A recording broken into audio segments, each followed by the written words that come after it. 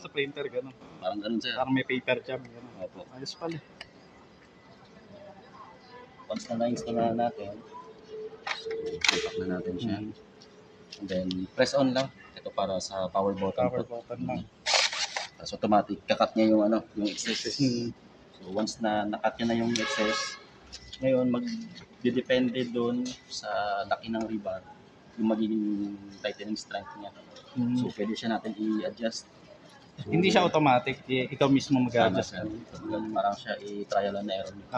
Kasi pag halimbawa medyo malaki yung rebar tapos nasobrahan niyo po sa ipit, pwede nyo putulin every time na hihipit yan. Okay. So ito, kaya ito si yeah. So ito naka single actuation. So ibig sabihin, every time na pinipress natin si trigger, higpit siya. Yes po. Automatic, mag-feed po siya. Okay. So yung ganong scenario po is maganda po yun pagka konti lang po yung pag-anohan nyo, itatay nyo. Pero pagka halimbawa maramihan, para maiwasan yung aksidente na mapindot, biglang mag-start, sayang naman po yung isa. So ginagawa natin sa single actuation. Single lang. Paano siya magiging double? Ito yung button. Single actuation and then continuous. Press isang press, dire-diretso siya mag-opo. Yung purpose naman po nun, para hindi siya mag-release. So, ang gagawin nito is every time na i-press mo to, kailangan muna nakatutok muna siya doon sa sa rebar. And then pagka umangat to, saka lang po siya gagana. Paano? Itong lever na to. Ito.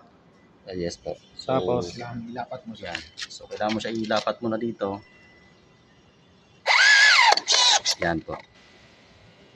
Bago siya gagana.